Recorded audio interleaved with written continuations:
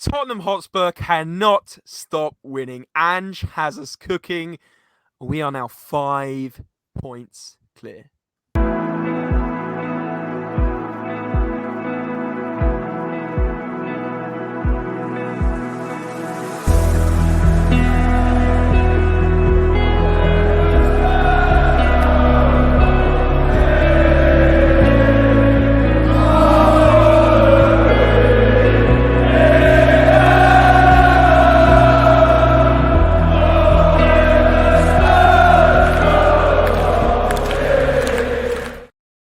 Yes, guys, hello and welcome back to the SpursRelated YouTube channel and podcast. I hope everyone's doing very well today. Today, we are discussing yet another Ange Postecoglou's Tottenham side winning again away from home, at home, but this time away from home at Selhurst Park, a difficult place to go under the lights on a Friday night, and we got the result, 2-1 win, a very, very impressive performance, although I would probably say we weren't even at our best. But we'll get into things. We'll talk a few different talking points and give you the main sort of review of the game. But guys, if you are excited to see us back, smash the thumbs up, subscribe if you're new. I've got to apologize very quickly that there was no vlog on Monday. I know I said that there would be, but Jack is unfortunately a little bit ill at the moment. So we wish him well, and hopefully we'll get his great vlogging content back very, very soon. But I have got Ange all the way from Canada alongside me, and we are going to be discussing the result and that performance. And guys, let us know what you thought of that performance. Who was your man of the match? Who were you most impressed with? Who were you maybe not so impressed with? Or do you think we got a little bit lucky at the end, considering we were holding on to that 2-1 lead? Andre, very quickly, mate, first thoughts on the game. Were you impressed, or do you think we were a little bit shaky? Obviously, it's amazing to see us 5 points clear for now. Of course, Man City and Liverpool play again this weekend, so it could go to 2. But even still, on a Friday evening, going into Saturday, we can chill. We know we're going to be top of the league at the end of the weekend. Yeah, so I would say the big thing here that usually has to happen for clubs beyond a good performance is to just have luck on your side. We've been a little lucky. We've had some stuff going on with the Liverpool game, right? We've had red cards here and there that have happened, and we've managed to match that together with good performances. I think in a way we were a little bit lucky that we were, I feel Crystal Palace wasn't on their game. Some of the substitutions, I think Roy Hodgson even came out and said that he made the wrong substitutions. He brought in some young guys thinking they would change the game, and they didn't. And on our end, it's good that happened, honestly. But I think that overall the performance was decent. We've been consistently good. I just think there were maybe one or two players who, were a little off their game, which worried me. But we got the win, and that's what matters. Yeah, absolutely. I think I agree with you. I think Palace were actually very good first half. I thought they were impressive. They really took to our pressing game and really kept the ball well, considering. I thought they made it very difficult for us, and they closed us down very quickly. They were making a lot of fouls. They should have got a few yellow cards, but they didn't. You mentioned, we'll go on to quickly the negatives, I guess, before we talk about how good we were, in the sense that we are top of the league and obviously we're in dream world. But who would you say is that sort of player or two that did let the side down? Because I have in mind one instance where I was very disappointed for the goal in terms of the positioning and defensive ability of, I'm going to say it, Pedro Porro, who seems to always get drawn into where the centre backs are, leaves his man on the left hand side of his right wing back position, of his right back position, and then leaves a man over, allowing obviously Ayew so much time to then half volley that one in. No, I agree. That's exactly what I was going to point out. I think that Pedro Porro missed the mark, especially with that header that he was supposed to get. He didn't position himself well, which allowed the Crystal Palace player, to move in and score, which obviously at that point, it's all about the other player to, strike that ball properly and get it in. But obviously, Pedro Porro should have gotten that ball. I think he was a little off his game, but I do think he made up for it, because later on in the game, when Crystal Palace was putting more pressure to sort of score the other goal and tie it up, Pedro Porro made a really good tackle in the box. And to me, that's what I was talking about when we were doing the Luton preview, that Ange wants you to know that you can, obviously mistakes aren't good, but if you do make one, it's not the end of the world. Now make up for it. So I think he did. I think that at the end of the day, he's on my, like, I'll be open, guys. He's on my fantasy team. I think Pedro Porro has been really good this season. Mistakes happen. We're all human. And I think that Pedro Porro really put on a performance afterwards to make up for it. And that tackle is one of them. Yeah, but I think out of all the other 11 players, he was, for me, by far the worst player. I'll be completely honest. And he has been really good this season, but I have had my concerns about his defensive ability. When we play teams that do have a decent attack, I'm not saying Palace have the best attack, but when they suddenly get numbers forward and had that momentum going forwards, he was the reason why they scored. Van de Ven was phenomenal again yesterday. Romero was phenomenal, both easily 8 out of 10, 9 out of 10 performances from those two. Sarr was incredible. And I think even when Emerson had to come on, because Davies had a stinker in the first half, even Emerson was very decent. So actually, Pedro Porro was the guy that was letting that defense down and was the reason why we didn't get a clean sheet. Vicario was amazing again, made an incredible save in that first half. But let's maybe move away from the negatives, guys. Let us know what you think about Pedro Porro. Are we being too harsh on him? But let's talk about the main man, of course, Heung-min Son, in his new position of number 9, striker. How good again? I mean, 10 games in, he's got 8 goals in the Premier League, 1 assist. The man can't be stopped. He seems to be in the right place at the right time, and he's involved in the build-up. That second goal where, he scored his goal. Johnson, incredible header on. Fantastic touch from Maddison. Back to Johnson. Johnson, across goal to Son, who taps it in. I mean, it was a beautifully well-worked goal, and Son has his mojo back. And then the other thing I want to make a point of is him as captain has completely changed the sort of feeling around Tottenham. Of course, you've got to, give most of the credit there for Ange, but actually Sonny's sort of happy nature and positivity as captain, even after the game when he brings all the players over and he's like smiling, and he's even on the Spurs social media when he goes up to the camera and he's screaming like, yes, like all the passion coming out of him. That's the Sonny we remember when he was at his peak. Last season and even the season before a little bit, he just looked deflated. I mean, the season before, of course, he got Golden Boot, but even at times he didn't look like the Son we knew. And now he looks like that Son regained form, regained mojo. He loves giving the players the confidence to sort of just come out of their shell and play at their ability, their full potential. And my goodness, I'm loving it. Yeah, no, I agree. And I think a lot of it has to do with a mixture of things that have worked in the past. That Champions League run we had years ago, he was the one playing up top. He wasn't on the wing. I think that it's a number 9, but it's not like he's by himself up there. He's got wings to play with that are running with him. He's got James Maddison running alongside, trying to pick a pass for him.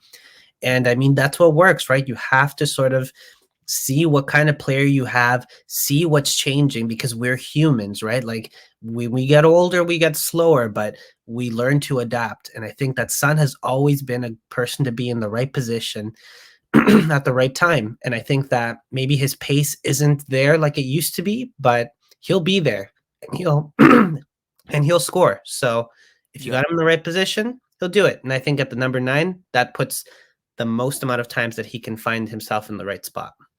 100% agree. Completely agree. Like you said, that Champions League run where he was stepped up at number 9 when Harry Kane was injured, he was formidable as well. So yeah, completely agree with you on that one, Andre. Let's move on. Let's talk about Johnson's first contribution. As I mentioned, well-worked goal, incredible header on to Maddison, back to Johnson on that left-hand side, cuts it back. It was just a beautifully worked team goal from Maddison, Son, and Johnson, the 3 sons. Absolutely incredible last night again. And Brennan Johnson, we had missed him for a game or two through a little bit of an injury, but he's looking good. He looks bright when he comes on. I'd love to see him start, to be honest with you. I wasn't too impressed actually with Kulusevski last night. He frustrated me again, but I'll leave that one for another video. But Brennan Johnson, when he came on for Richarlison, who again frustrated the hell out of me again last night. Those two and Porro were the ones that frustrated me. But like I said, sticking positive. Brennan Johnson, I don't know what it is. He looks like him. I know he plays like him. He just reminds me of Dele Alli. I know a lot of people have also said that on social media, and I just absolutely love it. I'm all here for it. and he's still young, right? We got him for 40 to 50 million pounds, I believe. And I think that money is probably going to be money well spent when you compare it to like a 60 million Richarlison. Johnson for 50 million looks like absolute peanuts.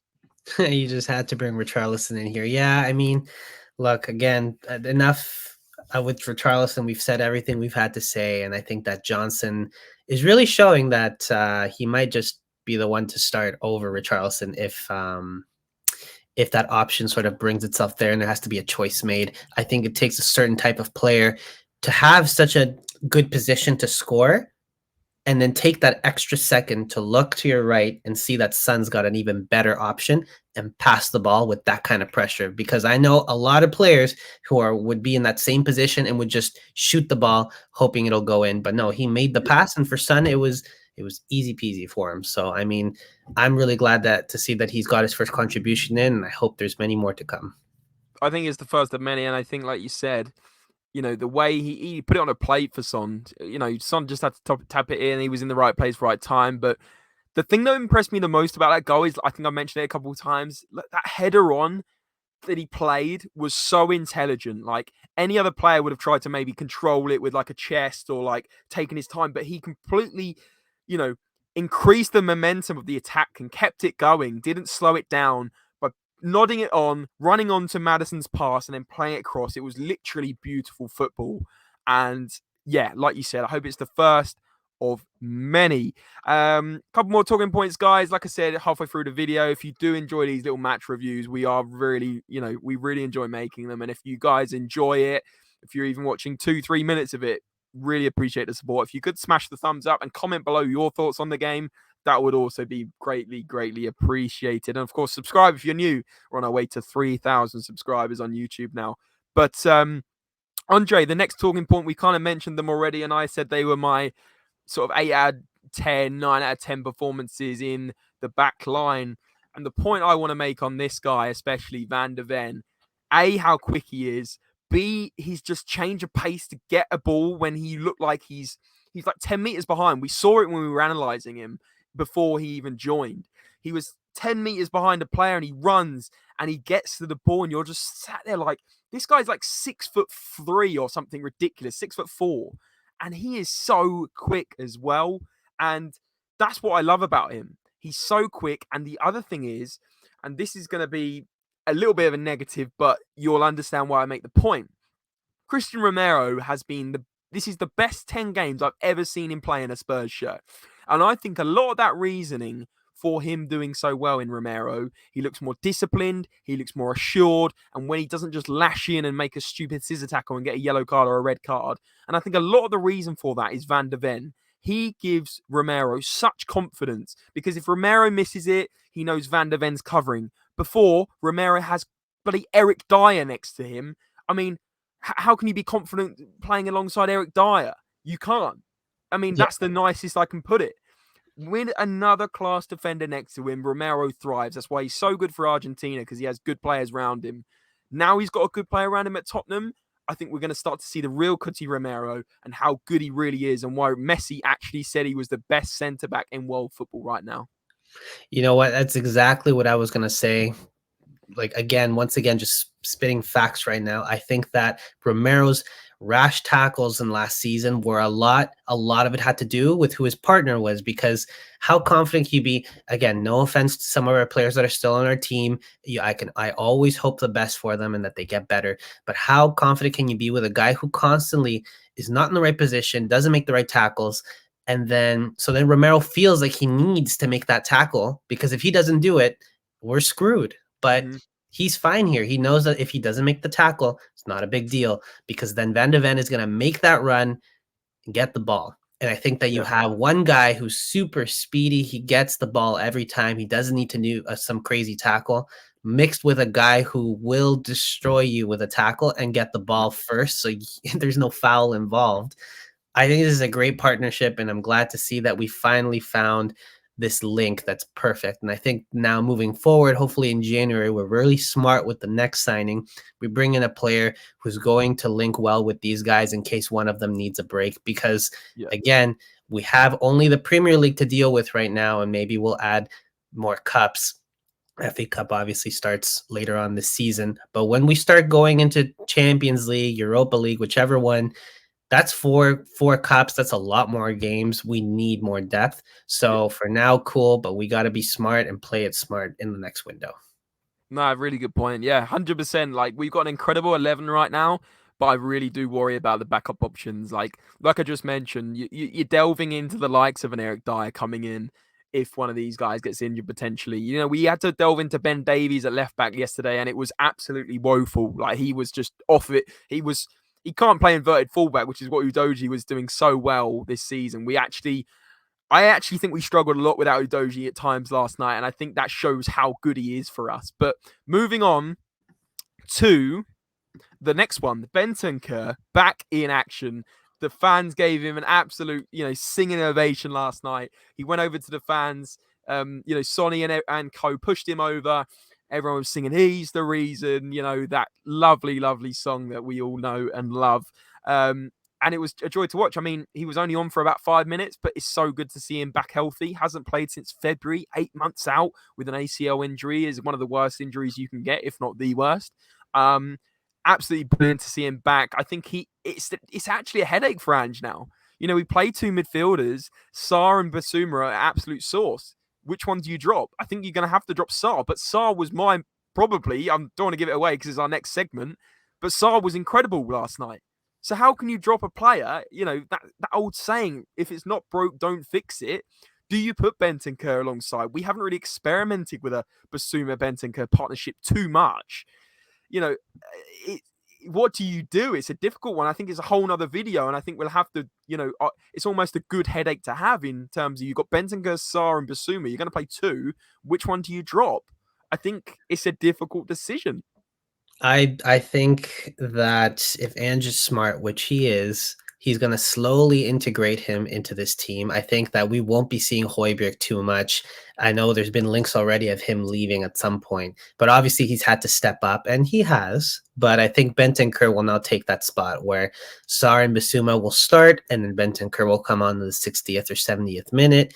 Because I've noticed Ange is really good with these substitutions. He makes sure that people get their minutes in, and then eventually, when they have to step up, it doesn't feel like we're seeing a new player. It just feels like we're seeing the player we see week in, week out, but now they get to start. So I think Bentancur will slowly get integrated, and he'll definitely start in the cups. And it'll just be a matter of just constantly rotating the team. And that's what we want, right? We want a team where our substitutions are more or less at the same level as the starting 11. So if you have to switch them out, it's no problem. Man City does that, right? Pep Guardiola has a team where he can switch out the players, and regardless of who's starting on that field, we're scared. So Yeah. that's what we want for this team. And I'm glad to see Bentancur back because he is quality. Absolutely source player. Lovely to see him back, like you said, Andre. And finally, our final segment of this 20-minute match review, guys. Man of the match. Now, I don't mind. You start if you want, Andre, but I find it very difficult to pick between three players, and I'll explain why. So I'll let you go first. Great. So, I mean, on my end, I think that Maddison deserves this man of the match. I know we haven't even mentioned him in the points, but I think a lot of what happened in this game had a lot to do with Maddison being at the core as per usual. He was getting all those crosses in. He was making those fancy moves to get in and make opportunities. And again, going back to that whole thing where we're getting a little lucky, I think that once again, having an own goal happen is crazy stuff that we keep getting lucky like that. But again, I think that Maddison has just been so good. He's the marquee signing that in the summer we said we need to get him. If we get him, this team completely changes, even if Kane leaves. And that's exactly what's been happening. So that's why he's my man of the match. Yeah, and like you said, for that own goal, that was all through Maddison. Like he put in a lovely delivery. It's probably where Richarlison should have been. Joel Ward gets on the end of it, but it was all about the movement and the ball into the box, putting it in dangerous areas where that kind of stuff can happen. So to be fair, I can see your choice on Maddison, but for me, he wasn't even in the three players I thought were man of the match, and this is why it's a beauty, bigger man of the match, because other people have other opinions. It'd be good to see what you guys think. But for me, I've got to pick one, but I want to quickly mention Van de Ven and Romero were absolutely incredible last night. We should have kept a clean sheet. I think the VAR decision was absolutely awful for their goal. I think he did handball it, Ayew, but nevertheless, that wasn't Romero and Van de Ven's fault. That was Porro's fault, as I mentioned. Romero and Van de Ven didn't put a foot wrong for me. They were incredible. I think Van de Ven slightly maybe edges it over Romero, but I'm going to give it to Sarr because for me, Pape Matar Sarr, like I just said, was absolutely incredible. Yet again, he was everywhere. He dominated that midfield in a Palace midfield that was actually quite strong in Will Hughes, Decore, and, you know, he just absolutely owned it. He played a pivotal role in the build up to the own goal. He won the ball back, swiveled. I think he played in Maddison, and then Maddison played it across, and then he put it into his own net. And he started the move for the Brennan Johnson goal by pinging the ball across to him. And then remember, I said Johnson headed it on. That was from the Pape Matar Sarr pass. So he was influential in 2 goals. He was there every single minute in midfield, dominating it. He doesn't run out of energy. He just keeps running all game. He is a dream for Ange because he presses, he wins the ball back, and he gets to play, that lovely pass and move we're doing in attack. He gets that started as well, and he was everywhere last night. And for me, I'm going for him as man of the match. Van de Ven a very close second, and Romero a very close third, and probably Maddison fourth, like you mentioned. But incredible. Lots of players played very well. Very disappointed with Ben Davies. Very disappointed with Porro. But not everyone's going to play well every single game, like you mentioned. You've said it a couple of times this episode. I'm going to use it again. Not everyone is human at the end of the day. So even though we're flying, there is going to be players that don't play so well every single game. Basuma might have a stinker against Chelsea. Who knows? But just got to quickly mention, Chelsea just lost to Brentford 2-0. So if we beat Chelsea, we go 17 points in front of them after 11 games.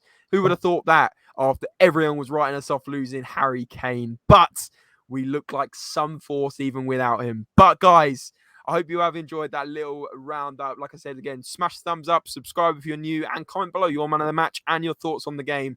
And are you absolutely buzzing? Are you getting carried away? Are we title challengers or are we top 4 challengers? Let us know in the comments below. It's been a pleasure to be back on your screens. Andre, great stuff as always, mate. Thanks for joining me. And guys, remember, you know the score. As always, come on, you Spurs. Come on, top of the league.